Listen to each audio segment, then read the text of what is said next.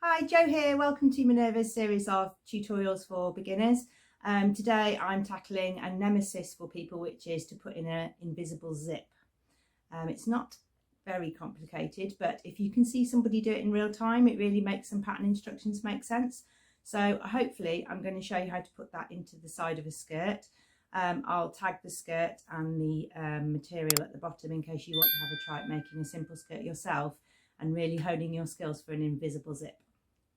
The skirt I'm going to put the invisible zip in today is from the New Look pattern. It's a really simple skirt. You use hardly any fabric to make it. It's got an invisible zip, little side pleats each side, so you don't have to learn how to do a kit pleat. It's just got a simple slit each side. It's got darts at the back, and it's got a flat front, and I'm wearing it with a scout tee. It's a really brilliant beginner's skirt. I also thought today I would show you how I store all my materials. So I have a pattern. This is the one that I'm making today, this simple skirt here. And I put it in an organza bag so that I can see everything. And then in this bag, I collect all the things that I need to make it. So I've got the thread, I've got the invisible zip and the material to make it. In fact, that material's already cut out. So sometimes my bag contains a cut thing and sometimes it's the fabric, and then I can collect all the things.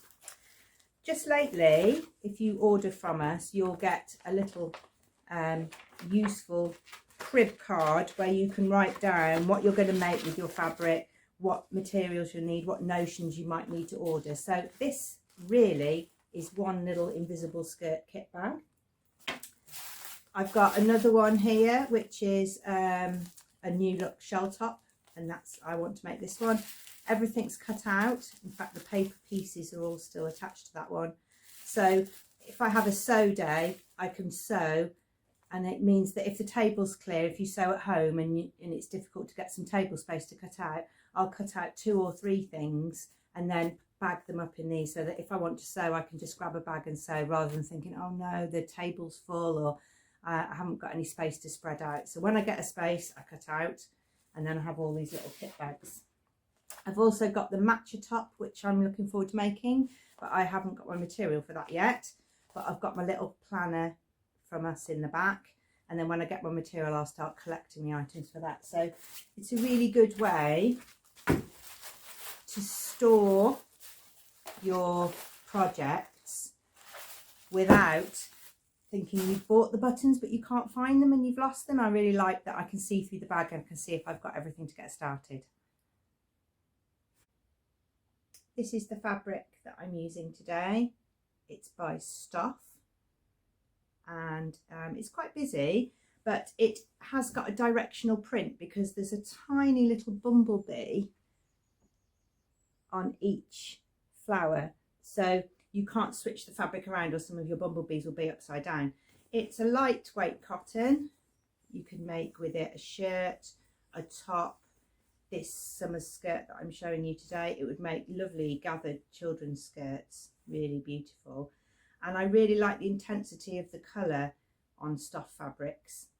They really stand out, give you lots of options. I have one Stuff fabric with bicycles on, and I have a dress in it, and when I wear it, somebody always says, oh, that's a great dress. Where's that material from? So this is what I'm using today to make the New Look skirt. Here's an invisible zip. It has the smooth finish on the front, and it has the gubbings of a zip at the back. So the raised part of the zip is the back, and the smooth finish is the front. And you're going to sew one side at a time with the zip open.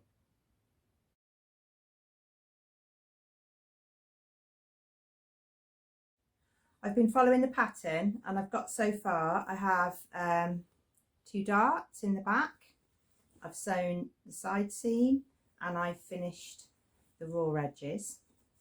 So now I have a skirt shape like this, and I need to put an invisible zip in the side.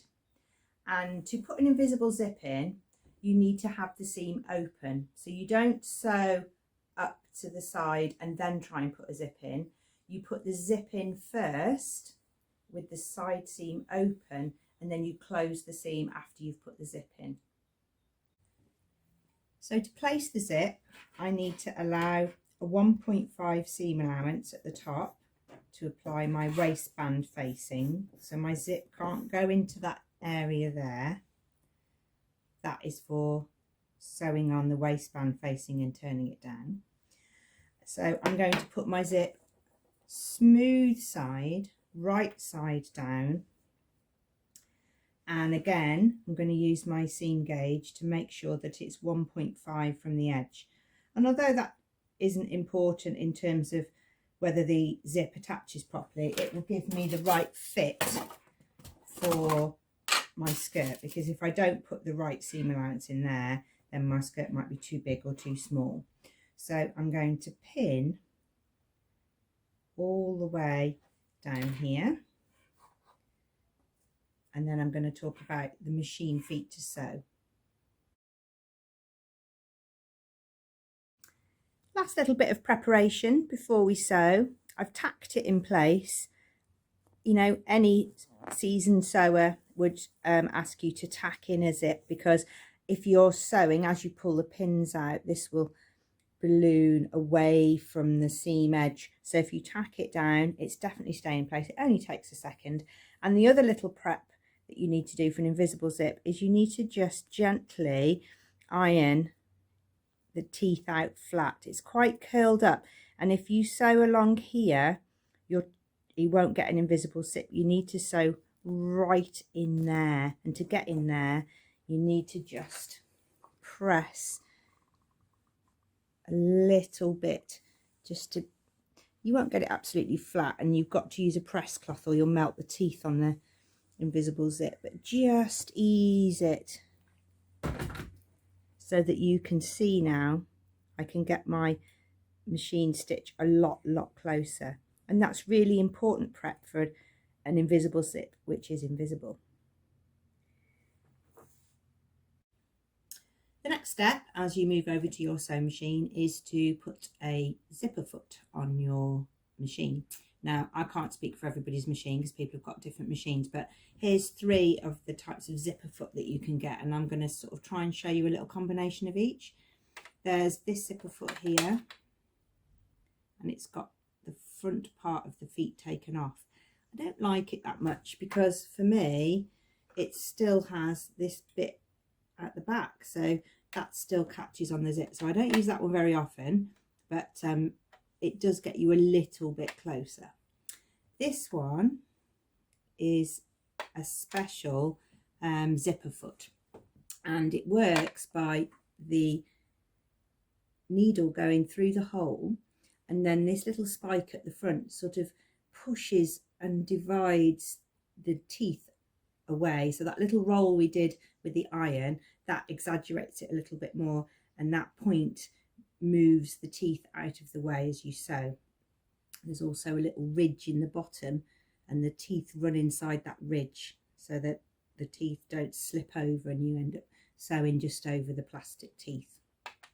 So I'm going to use a combination of this one, and this one is my favourite one. It's a really slim foot, and you can get really close because there's no bit at the back of the foot jacking out to catch on anything, so it's very smooth and you can get really close. I use it for piping, I use it for zips, I use it to get really close to the edge of anything that needs a very tiny top stitch. If you're new to putting in a zip, I suggest you put your material zip seam through twice. So I think if you put the invisible zip foot on, and you sew, and you're going to go forwards and back at the beginning to secure it.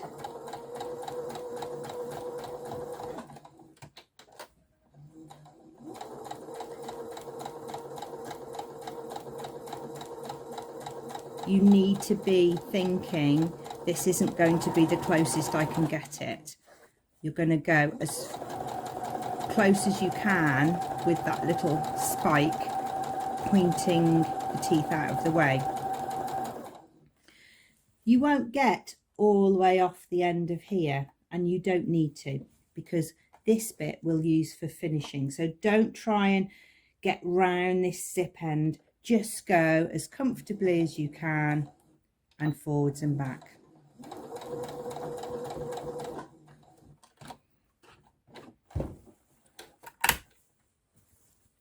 So your stitching actually goes from there to there. It doesn't go on that last bit, because that last bit is how we're going to sew up the seam in the finish. I'm now going to put the other side in, so I'm going to put the skirt right sides together. So this is the back and this is the front. I'm going to put them right sides together, and I'm going to repeat putting the right side of the zip onto the right side of the fabric. I want my tops of my zip to be even, so I'm going to mark that 1.5 seam allowance I need to attach my waist finishing. I'm going to pin it on, I'm going to tack it on, and then I'm going to repeat with the invisible zip foot.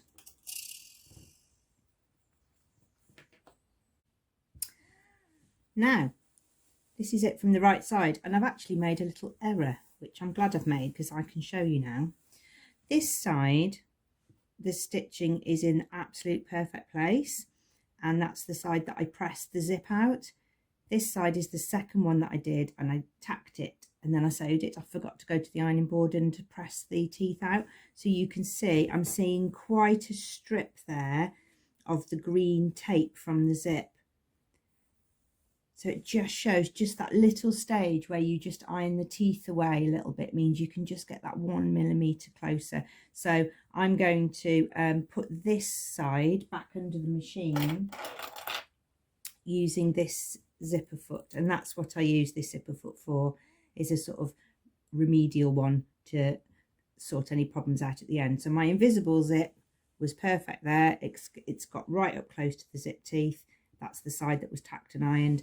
This side, where I'm getting a roll out of green showing through, is the side that I didn't iron.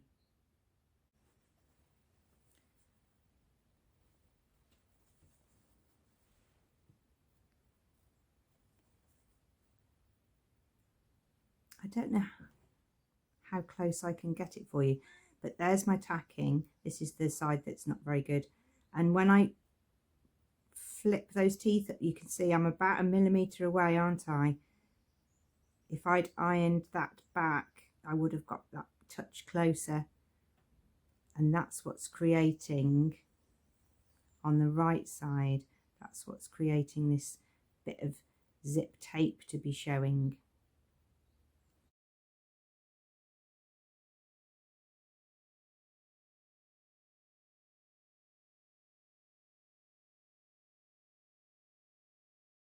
The next stage, now that we've got the zip in really neatly, is to sew up this open seam. We had this seam open so that we could put both sides of the zip in. So you have to bend the tail of the zip out of the way, which is why we didn't sew it down, and you're going to find where your stitching ended, and that's why it was important for me to mark that both sides were the same. And I'm going to pin that point where both sides of the zip finish, where you sewed the zip. I want to know where's the stitching on that side, where's the stitching on that side, and I'm going to pin this seam all the way down to the hem. I'm going to tack it because it doesn't matter so much down here, but here I really don't want to be trying to get pins out and try and keep this zip flap out of the way. Okay, so if I show it you from here, you'll see. So there's the zip. I'm keeping the tail out of the way with the pin. I'm finding the point where the stitching finished, and I'm going to sew this seam from the bottom up, and then I'm just going to get my seam line to join in with that seam line. Then I should get a flat hip zip where the zip just seamlessly runs into the side seam. This is the bit you've really got to take care with. It was easy just to zip down those, but if you tack this and this tacking line does not join in with that zip line on both sides, so I'm going to come up here, you won't get a flat zip on the outside. It's worth making sure that one side isn't a bit folded over or one side's got a little pucker in it. That's why tacking is really important, so that you can whiz up here and then you can really go slow. You've got to make sure that you keep your little zip end out of the way and make sure that your line comes smoothly from your seam to your zip. Very happy. So the zip is there, look.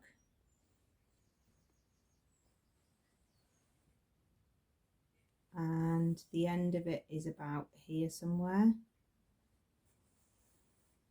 So the join is actually under that leaf there. I'm pretty pleased with that. I'm going to do the final finishing. I'm going to add the waist tape to stabilise the waist, and I'm going to hem it. I'll try it on and then you can see, well, hopefully you can't see the invisible zip. I'll put it on and then you can see the side seam and how smooth it lies when you really take the time to tack that side seam up to the zip. There we are, skirt finished. That's the seam side. And that's the invisible zip side. You can just about see it here, but it's going really smoothly into that side seam. Really great skirt. That's me sorted for summer.